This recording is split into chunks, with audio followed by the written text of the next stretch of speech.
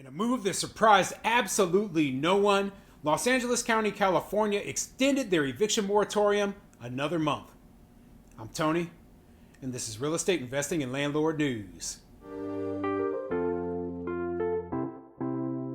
All right, so I have an interesting article for you today, and once again, it's going over the eviction moratoriums. Now, for people in the grand majority of the country, the eviction moratoriums are over. They are a relic of the pandemic, a very bad thing that happened to landlords, and we're glad that they're gone. However, in the state of California, there are still some municipalities that have eviction moratoriums in place, and one of those is Los Angeles County. And guess what? People thought, oh, well, they're eventually going to let this, expire and end, and no, they just keep extending it. They keep extending it, and they just extended it another month, okay? So it's going to go all the way until the end of January 2023. Now, I'm not surprised, okay? It is the middle of winter time. Oh, we can't put people out in the winter. This is Los Angeles, right? They have a much more mild climate than the rest of the country. No, it's Christmas time, and no, we can't let put people on the street. Oh, the homeless. This will cause a huge increase in homelessness. No. Okay, at this point in time, the only thing the eviction moratoriums are doing are allowing the bad tenants to take advantage of the landlords and get free housing. That's the only thing the eviction moratoriums are doing right now. They're not actually helping people who need to be helped. The people who need to be helped the most right now are the small mom and pop landlords who are not getting paid and haven't been paid in a very long time. Okay, they need some sort of financial help to keep them from losing everything. And that's not what I want to see. I want to see landlords thriving and just being able to get rid of these tenants. These tenants, they realized they had a government handout. They realized the government was going to be their mom and their dad and take care of them and pay all their bills for them and make sure that they always had somewhere to live. Well, it created a bunch of lazy, good-for-nothing tenants who wanted to take advantage of the situation. That's what these eviction moratoriums did, okay? So before I get into the article, go ahead, hit the like, subscribe button, and leave a comment down below. Let me know what you think. Okay, so like I said, the new eviction moratorium in Los Angeles County is going to end at the end of January, supposedly. Do you believe they're going to extend it again? I do. Okay, I'm not a fool. Every time that you think that this sort of thing is going to end, they extend it again and again and again. And that's why it's gone on already for 3 years. This is ridiculous, and I feel bad for the landlords there because they've lost control of their properties. They no longer have the ability to make decisions with their own properties, with their own businesses, and that is wrong. Anyway, let's get into the article. This article is coming from abc7.com, and it says, Los Angeles County extends eviction moratorium until end of January. Oh man, not surprised, but anyway, let's go.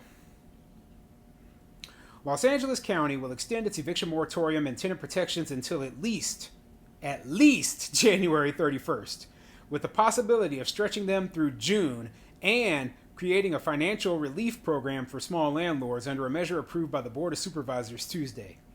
The purpose of my motion today is to align with the City of LA, said Supervisor Holly Mitchell, who authored the motion calling for the extension of county protections, which were set to expire at the end of the year, until January 31st.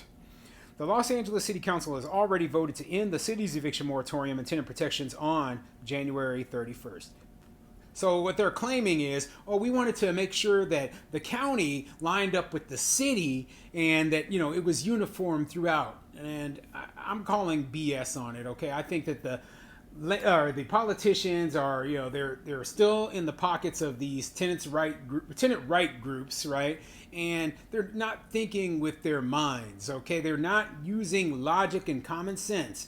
Simply put, they say they're going to create a financial relief program for small landlords, but how many times have the small landlords been left out by the stimulus money, by the emergency rental assistance? They've already been screwed over in a lot of cases. So I truly doubt that any financial relief for the small landlords that they're claiming is going to actually help the people who need to be helped.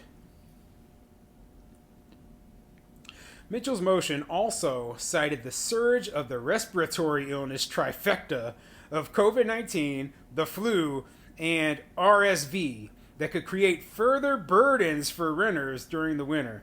Tenant protections were enacted by the county and many other jurisdictions at the onset of the COVID-19 pandemic and its public health lockdowns that forced many people out of work.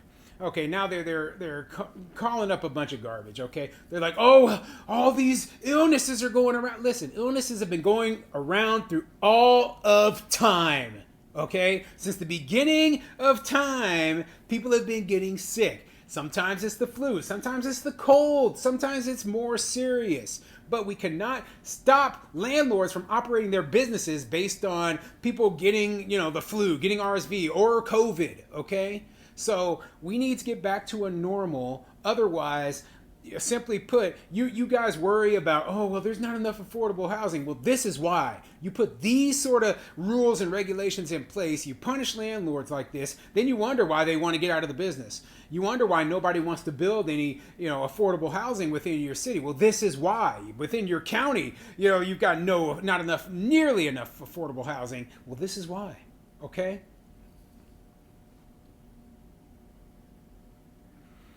While the motion only extended the renter protections through January, the board also backed an amendment by Supervisor Hilda Solis asking county staff to study the possibility of extending the protections even further through June 30th. She says such a move would help prevent tens of thousands of renters from being evicted while also providing more time to inform both landlords and renters about when the definite end of the eviction moratorium would be. So Lisa's motion asked for a report back in 30 days on such an extension, along with the proposed creation of a $5 million relief program for mom and pop landlords who have been unable to collect rent during the tenant protections. Los Angeles County, right, is a county of like over 10 million people. Okay, there's more than 10 million people, the most populated, highly populated county in the entire United States. And they want a $5 million package to help small landlords. That's not nearly enough, okay? I mean, it's a joke. It's like saying, well, you didn't get paid your $1,000 rent last month, so here's a $10 bill. Okay, it's a joke. And then they throw this garbage out there. Oh, we need more time so that we can inform these tenants. They've had 3 years. 3 years, and they still haven't figured this garbage out? Oh my goodness, how can they be so dumb? Oh man, these politicians it just pisses me off, okay? So, let me continue.